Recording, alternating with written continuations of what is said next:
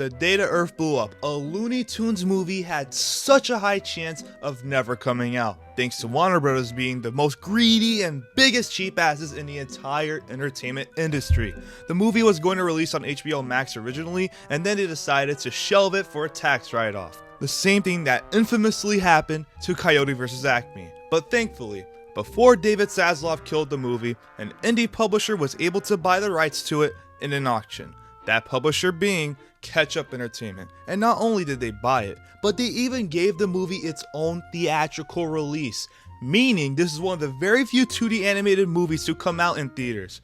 Okay, something that isn't anime. We're talking about America here, alright? Not the inferior medium. But the question here is, was it worth watching or even saving? To both of those, I would say yes. The Day the Earth Blew Up is a great Looney Tunes movie. Actually, I liked it so much that I think that this movie is my #1 favorite movie of the year so far. But anyways, I didn't expect it to be this good. Back when I first saw the previews, I thought it'd just be like something I'd like and then just forget about it after. But no, it actually surprised me with how entertaining it is, and the animation along with the cinematography was surprisingly amazing for a Looney Tunes movie especially. Before I watched the full movie, I thought this would be only slightly above a direct-to-DVD movie level, because the New 52 movies from DC and Warner Bros. Look good to me, but my god is it way better here in this movie. There's actually some really cool shots that stuck out to me, and the animation is very expressive in a good way. I was worried that it would go modern SpongeBob levels of being too much, but it actually added on to the comedy most of the time. The story of this movie is clearly inspired by old sci-fi B-horror movies, while at the same time feeling like a classic Looney Tunes short with the whole modern spin that doesn't suck. To summarize it, a meteor strikes down with some goo that infested into a gum factory, and as soon as everyone's buying the gum from that factory, it turns people into mind-controlled zombies that will collectively destroy the world in the hands of an evil alien behind it, and it's up to Porky, Daffy, and Petunia to save the Earth. And you might be asking, who the f*** is Petunia? Well, we'll get to that later. There's also a side plot in the movie where Porky and Daffy are trying to repair their home, and that means a lot to them, but they're low on income. I mean, they're Warner Brothers characters, so they go out of their way to get some money any way they can. This might hit home to some people.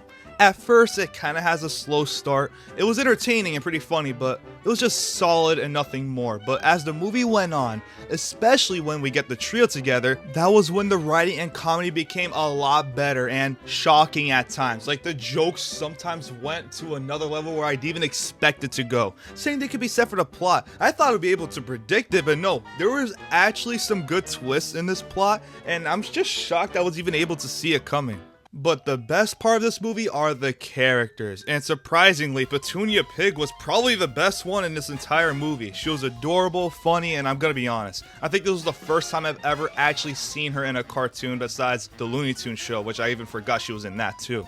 The only reason why I know this character exists is because I saw her all the time at Six Flags as a little kid, and I was always confused why I never saw her in like a classic Looney Tunes short. Well, the reason why is because she only appeared in 5 shorts. Not kidding.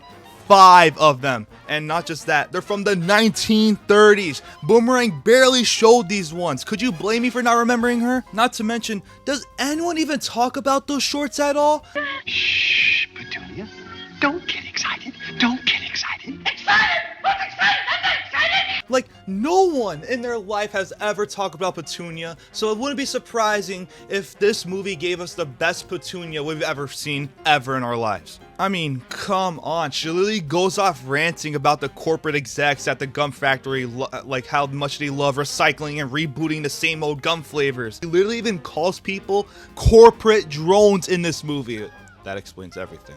Daffy Duck and Porky Pig, on the other hand, are exactly what you expect them to be if you watched Looney Tunes before. Well, Daffy Duck in particular is the same way he was in the older shorts, where he's insane and loony instead of greedy and self-centered in the later shorts, but either way, he's still one of my favorite characters in the movie.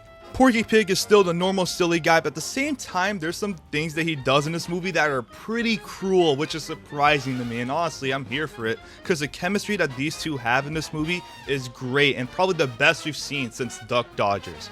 I really enjoyed seeing Daffy and Porky work together, have fights with each other, like all of it was great. And of course, since it's a Looney Tunes movie, it has to be funny, so was it? I think it was, and especially for younger kids, they will like it even more than I did. The slapstick is all here, and is not afraid to show cruelty at all.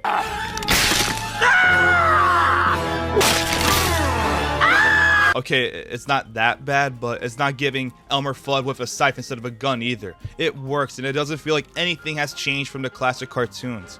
Just seeing this type of humor again with Looney Tunes after a while, it just feels nostalgic, right? It's done very well, like it feels natural, it's timed well, like there's so much to appreciate about the humor in this movie, and just for kids, this would be awesome. Because I know, like I've seen people fall down the stairs billions of times and like just getting whacked by a hammer or something like that, but to kids, this stuff is still funny, and I genuinely think they'll have a great time if they watch this movie.